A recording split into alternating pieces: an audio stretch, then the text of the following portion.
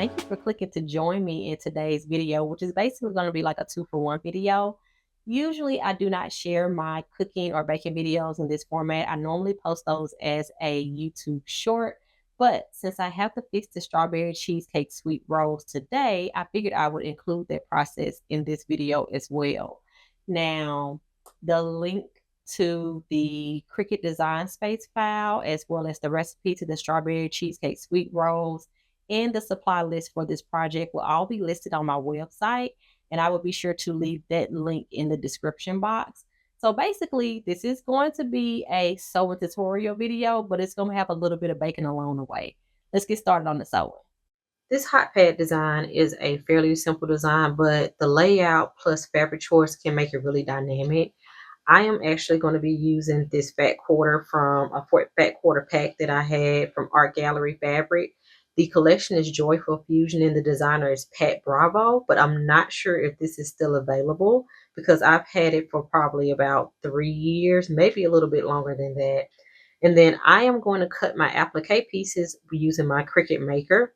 And to do that, you will need the rotary blade, and there's a cover for it because the blade is sharp. Using my Cricut Maker saves me a bit of time and ensures that all of the pieces are cut accurately.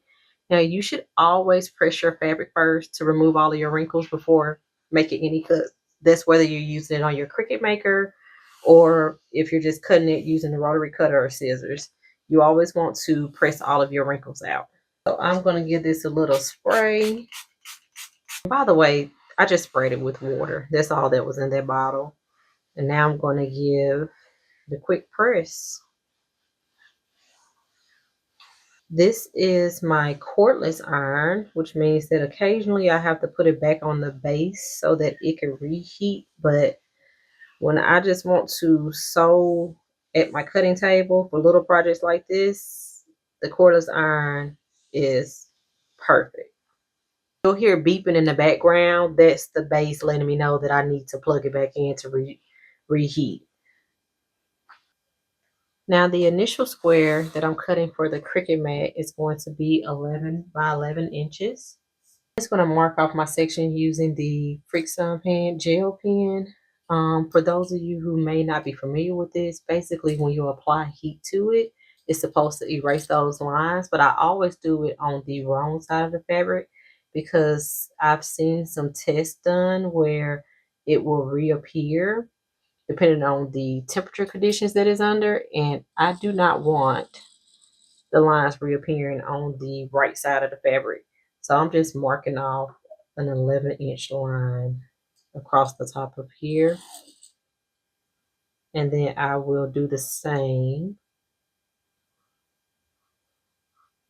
here.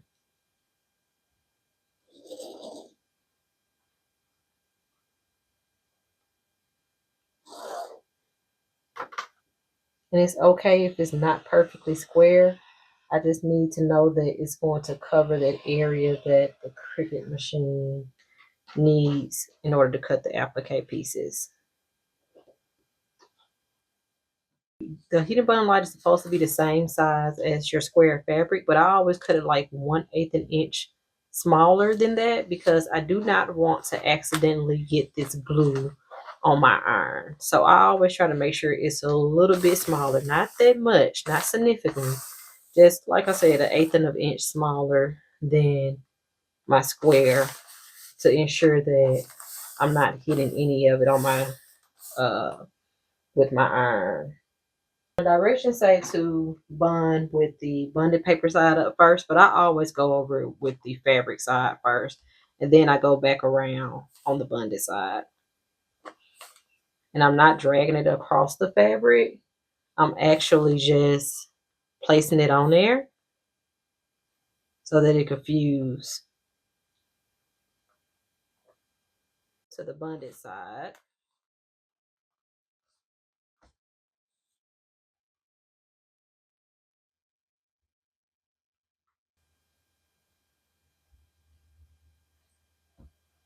Now that the heat and bond is fused, I can apply it to the fabric mat. You're going to apply it with the fabric facing down and the bunded side up. Otherwise, you risk peeling that paper off. Make sure it's adhered to the mat really well.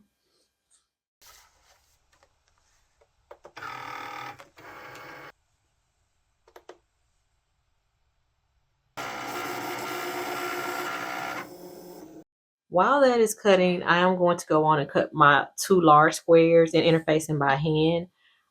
For my 9.5 by 9.5 piece, I am going to use this solid red fabric. That will be the quilt top.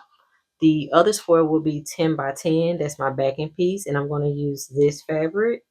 And then I also have to cut 4 1 by 10 strips, and I'm just going to use this scrap of beige fabric that I have.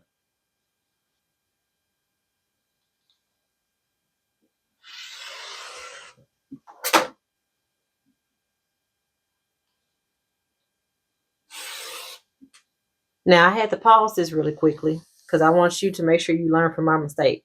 Guess what I forgot to do? Press the fabric. And that's why every time I went to cut it, it was all wonky.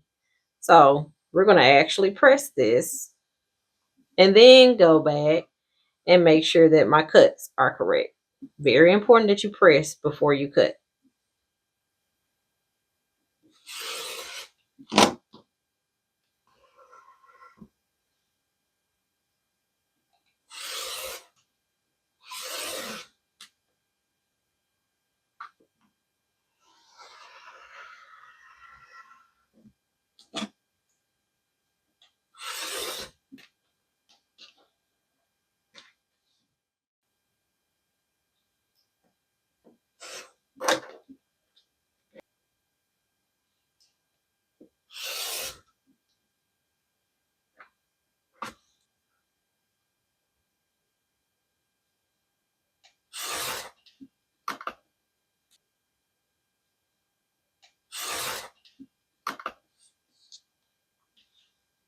Last thing that you're going to cut will be your interfacing. First, I have this insole bright, and everything is supposed to be 10 by 10, but typically for my insole bright, I always cut it just a little bit smaller than that.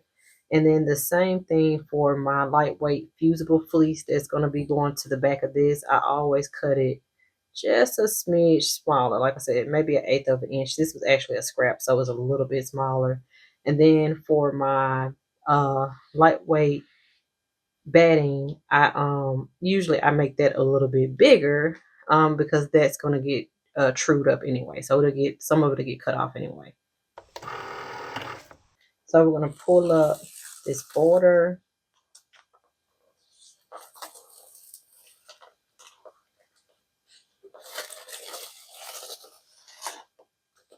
Then we're gonna slowly peel off our applique pieces.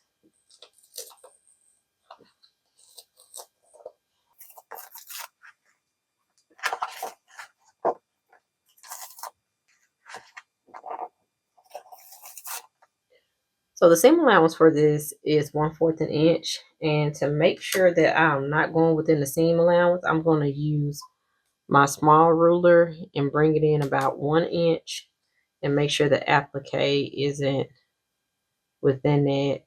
And I'm going to place this first.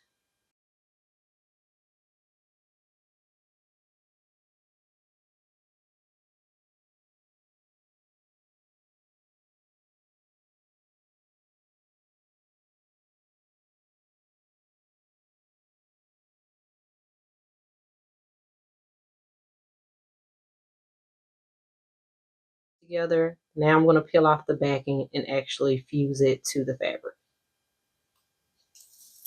And as you can see, once you peel that paper off, it lies flat onto the fabric without any issues.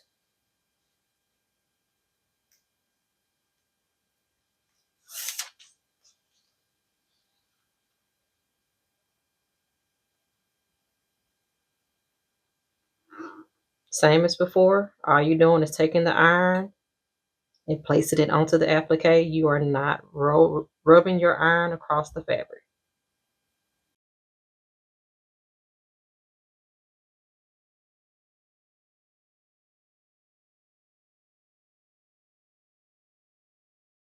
You have a couple of options for finishing this off.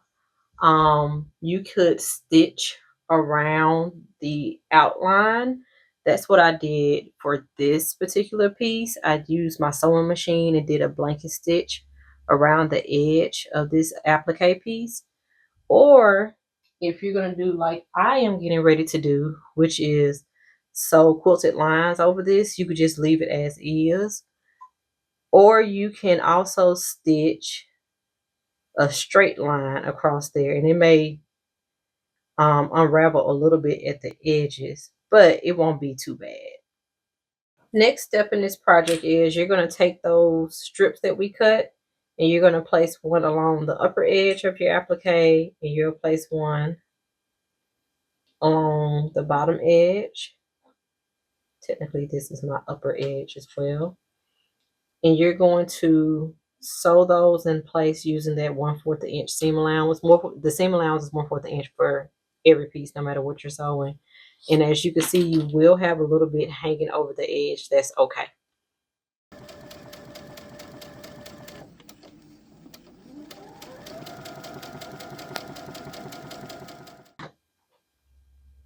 Now you're going to press that out.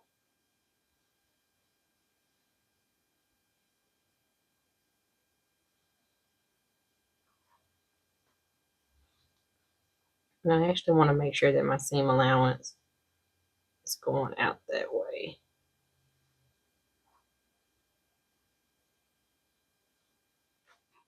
You're going to take your other band and place it across the edge, just like you did with your first two. Clip it in place and go back to the sewing machine and sew it exactly like you did the first two.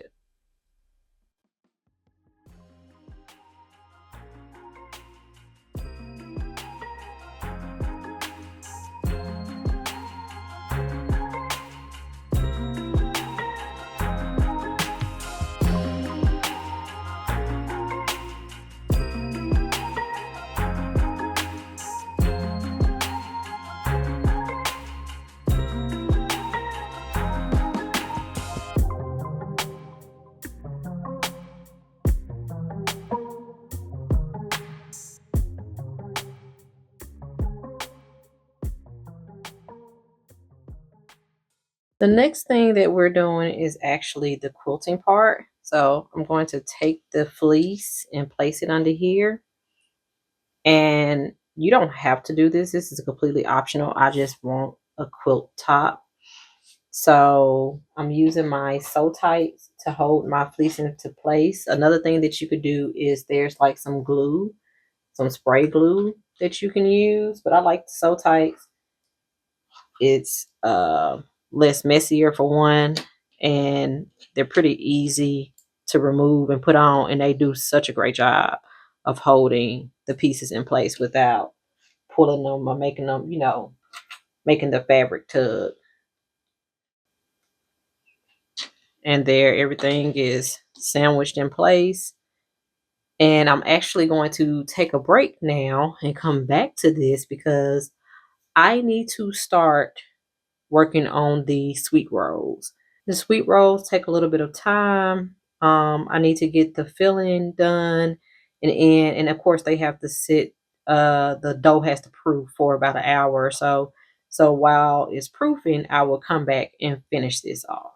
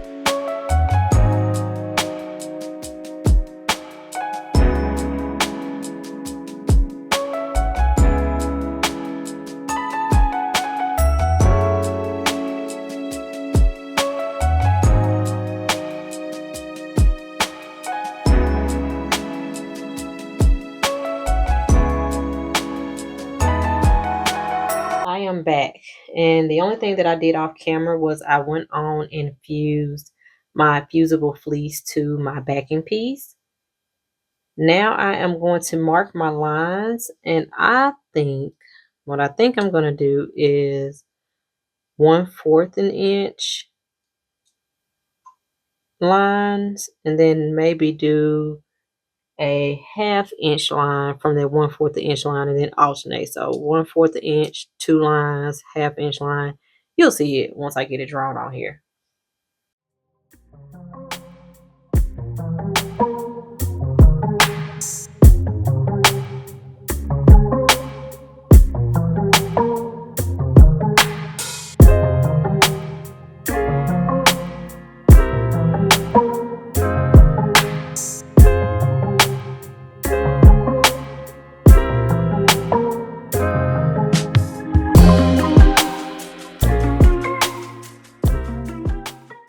So these are my stitch lines, and I'm going to go to the machine and go ahead and quilt it.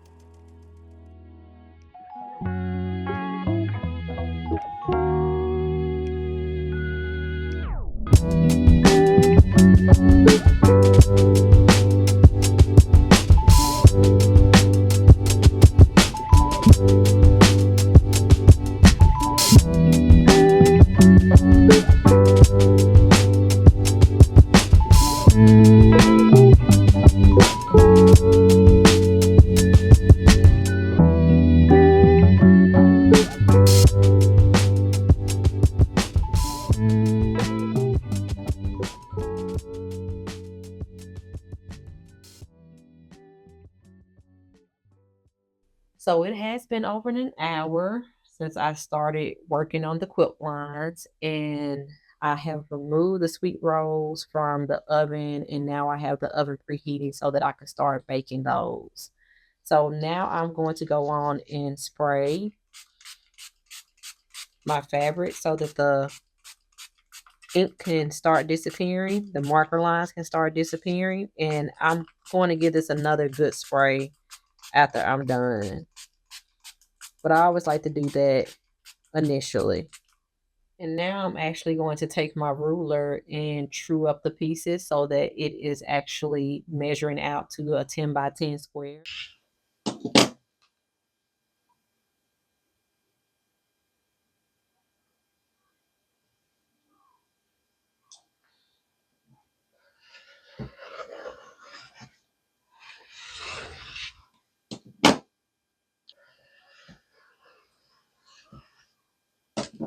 So we are very close to being finished at this point. We still need to do our insole bright layer. And what I'm going to do is put that on the wrong side of this piece. And then when we sew, we're just going to sew these two pieces right sides together. But before I do that, what I want to do is I want to make sure that my stitches around here are even. Like basically I want to make sure this border is an even 1/4 inch all the way around.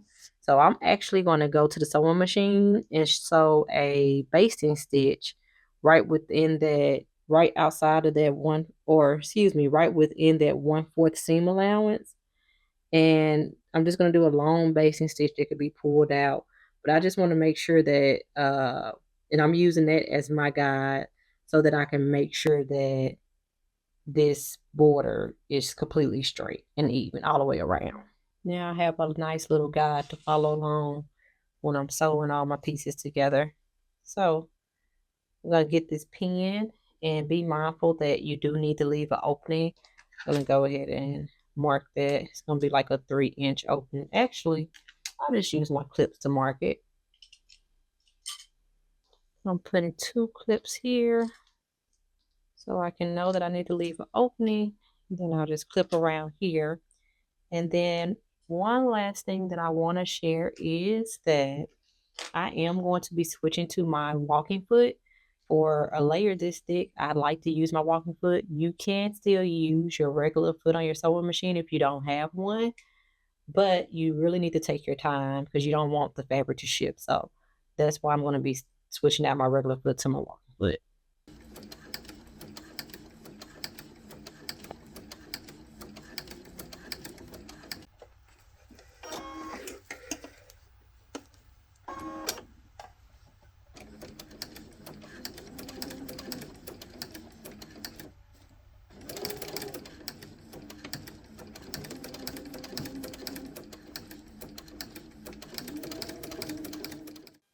So that is done. And one thing I will recommend is that you flip it on the opposite side and check that you caught the edge, caught all of this fabric and you didn't miss any pieces, because you would hate to turn it in right sides out and discover that you have a hole and have to turn it back out and sew it again.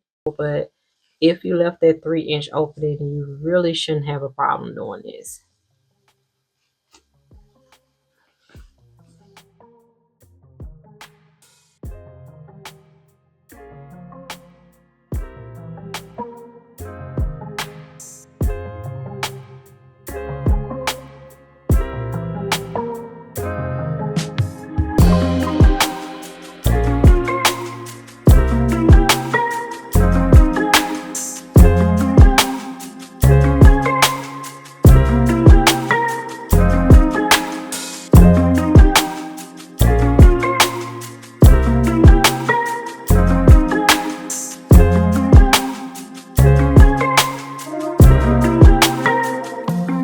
And now we just need to close this up, and that's a fairly simple process. All you're doing is folding this under. And I'm just going to press that inside so that it's easier for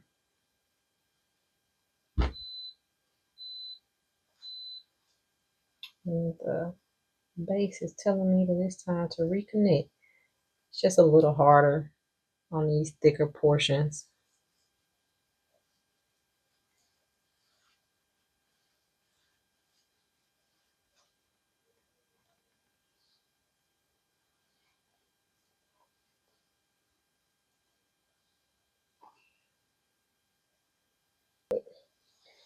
Now you could either stitch this close by hand. I'm not doing that. Actually, I might do that. I think that's what I'm going to do. And your other option is to take it to the machine and just do a top stitch around. But I actually do believe that I'm going to just do a slip stitch. It's going to look better that way.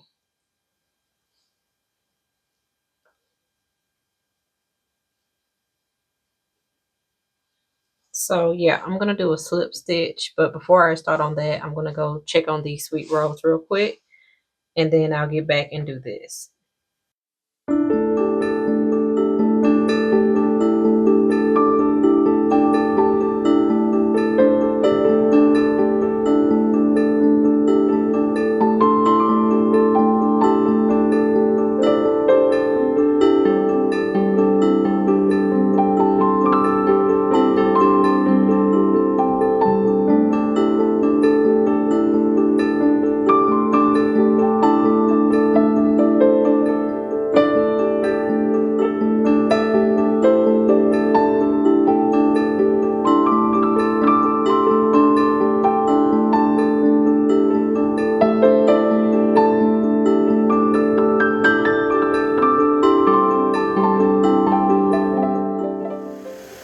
Well, the slip stitching is done. It's on this side. Not perfect, but it's going to work. I'm going to actually wet this again because I have little blue lines now along the edge where I marked to make sure I was within the seam allowance. And after that, after the blue lines are gone, I'm going to give this a good press. Still a little damp, so I put it in the dryer on low heat. You don't have to do that. You can let it dry overnight or however long it takes to dry. Unless you're rushing like me, of course, and then, or you're just ready to be finished with the project, because I know how that feels. But I'm going to give it a good press, and I'm using a pressing cloth to do that. I like to use pressing cloths because I don't have to worry about me accidentally snagging the thread or the applique. And I could just run it across the object just like this.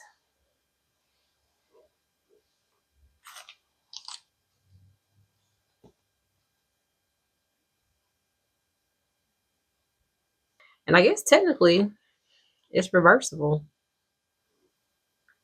So that's always something to keep in mind when you're choosing your backing fabric, that you may want to make it a different color theme or something of that nature, so you can just flip it over when the mood suits you.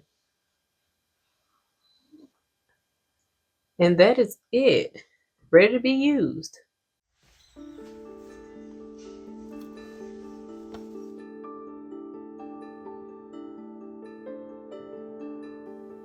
That is it for this tutorial.